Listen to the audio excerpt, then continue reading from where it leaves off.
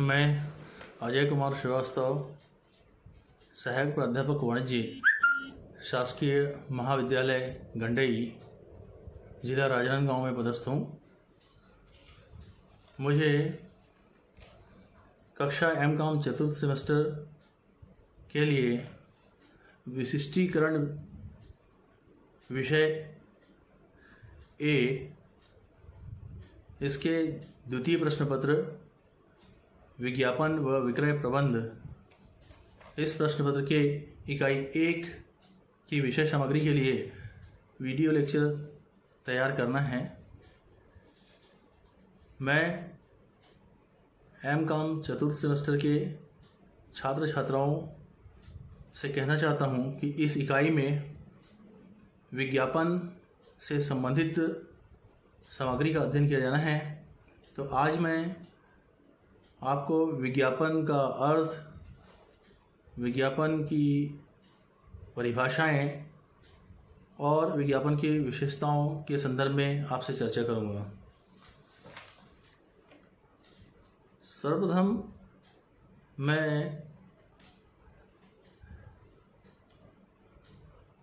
विज्ञापन के संदर्भ में ये कहना चाहता हूँ कि हम सभी इस शब्द से भली भांति परिचित हैं। ये कोई नया शब्द नहीं है हमारे लिए, लेकिन विज्ञापन का विशेष अर्थ व्यवसाय के संदर्भ में इसे जानना जरूरी है। तो मैं बताना चाहता हूँ कि यदि विज्ञापन शब्द का विश्लेषण करें तो ज्ञात होता है कि ये दो शब्दों के योग से बना है, वि धन ज्ञापन। वि का अर्थ होता है विशेष तथा ज्ञापन का अर्थ होता है सूचना देना। इस प्रकार से विज्ञापन का शाब्दिक अर्थ विशेष रूप से सूचना देना होता है। विज्ञापन के लिए अंग्रेजी में जो शब्द उपयोग में लाया जाता है जिसे हम एडवर्टाइजिंग कहते हैं। एडवर्टाइजिंग शब्द की उत्पत्ति लैटिन भाषा के एडवर्टियर शब्द से हुई है, जिसका अर्थ होता है टू टर्न टू। एडवर्टियर का अर्थ होता है टू टर्न टू, जिसका हिंदी में अर्थ होता है मोड़ना। व्यापारिक जगत में मोड़ने का अर्थ ग्राहकों को अपनी विशिष्ट वस्तुओं व सेवाओं की ओर आकर्षित करना होता है। आजकल विज्ञापन की परिभाषा में उन सभी साधनों को सम्मिलित किया जाता है जिनके द्वारा उपभोक्ता वर्ग को नवनिर्मित वस्तुओं तथा नवीन सेवाओं की जानकारी दी जाती है। विज्ञापन एक कला है जो किसी वस्तु या सेवाओं की उपयोगिता का आम जनता के ऊपर प्रभाव डालने से संबंध रखती है। विज्ञापन शब्द को और अधिक स्पष्ट करते हुए विद्वानों ने इसकी परिभाषाएं दी हैं, जिससे हम विज्ञापन के विशिष्ट अर्थ को समझ सकते हैं।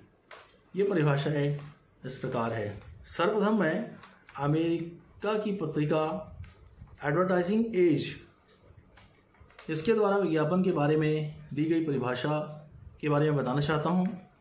इसके अनुसार विज्ञापनकर्ता की इच्छा के अनुसार कार्य करने के लिए विवश करने के उद्देश्य से विचार, सेवा या वस्तु के संबंध में सूचना का फैलाव ही विज्ञापन कहलाता है।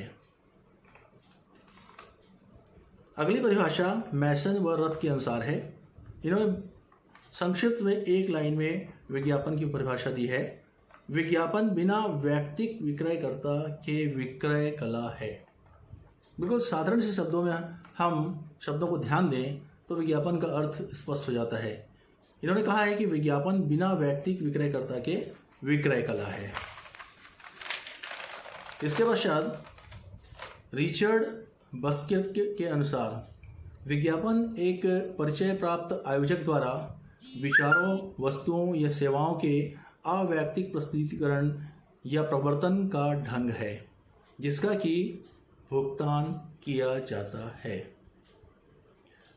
अंतिम परिभाषा में लस्कर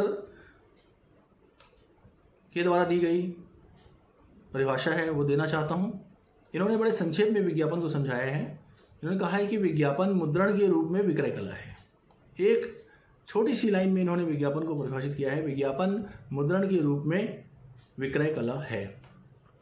तो सभी परिभाषाओं के अध्ययन से हम इस निष्कर्ष पर पहुंचते हैं कि विज्ञापन एक प्रकार की अवैयक्तिक विक्रय कला है जो वस्तुओं, सेवाओं व विचारों की सूचना देता है तथा जिसके लिए भुगतान किया जाता है। इस तरह से विज्ञापन के विशिष्ट अर्थ को समझने के उपरांत अब मैं आपको विज्ञापन के लक्षण या विशेषताओं के बारे में बताना चाहता हूँ। विज्ञापन की जो विशेषताएं या लक्षण हैं उन्हें मैं बिंदुवार आपके समक्ष प्रस्तुत करता हूँ। सर्वप्रथम पहली विशेषता है इसकी अवैयक्तिक। विज्ञापन अवैयक्तिक होता है। इसका अर्थ है कि इसमें कोई व्यक्ति सामने नहीं होता है, अर्थात किसी व्यक्ति को देख करके कोई विज्ञापन का कार्य नहीं किया जाता है। नेक्स्ट, नंबर 2, सार्वजनिक प्रस्तुतिकरण। ये इसकी दूसरी विशेषता है। इसमें यह बताया गया है कि विज्ञापन का प्रस्तुतिकरण सार्वजनिक रूप से होता है, यानी कि इसकी जानकारी, यानी जब विज्ञापन प्रकाशित कराया जाता है तो इसकी जानकारी सैकड़ों हजारों व्यक्तियों तक पहुंचती है। नेक्स्ट है इसके बाद विज्ञापनकर्ता द्वारा भुगतान। विज्ञापन का कार्य मुफ्त में तो नहीं होता है, इसके लिए कुछ धनराशि के भुगतान की आवश्यकता होती है। तो ऐसी दशा में विज्ञापन के लिए जो भी धनराशि तय होती है उसका भुगतान विज्ञापनकर्ता द्वारा किया जाता है। नेक्स्ट है दृश्यमान या मौखिक। विज्ञापन 2 तरीके का होता है, दृश्यमान भी हो सकता है और मौखिक भी हो सकता है। दृश्यमान विज्ञापन वो विज्ञापन कहलाते हैं जिन्हें कि अपनी आंखों से देखा जा सकता है, और मौखिक विज्ञापन वो होते हैं जो कि मुंह से बोल करके प्रकट किए जाते हैं या फिर इसके लिए लाउड स्पीकर या कुछ यंत्रों का सहारा लिया जाता है। इन्हें हम मौखिक विज्ञापन की श्रेणी में रखते हैं। इसकी अगली विशेषता है दोहराना। विज्ञापन एक ऐसा माध्यम है जिसमें दिए गए संदेशों को बार बार दोहराया भी जा सकता है।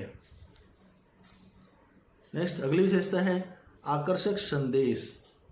हम जानते हैं कि विज्ञापन को प्रभावशाली बनाने के लिए आकर्षक संदेशों का सहारा लिया जाता है। आकर्षण के जिन तत्वों को विज्ञापन में समाहित किया जाना चाहिए उनमें, जैसे कि मैं कहना चाहूँगा, विभिन्न प्रकार के रंग, विभिन्न प्रकार के चित्र या जो सुंदर वाक्य हैं, इन सब का सहारा लिया जाता है जिससे कि विज्ञापन आकर्षक बन जाए। और अंत में मैं कहना चाहूँगा विज्ञापन की जो विशेषता है वह है क्रय की प्रेरणा।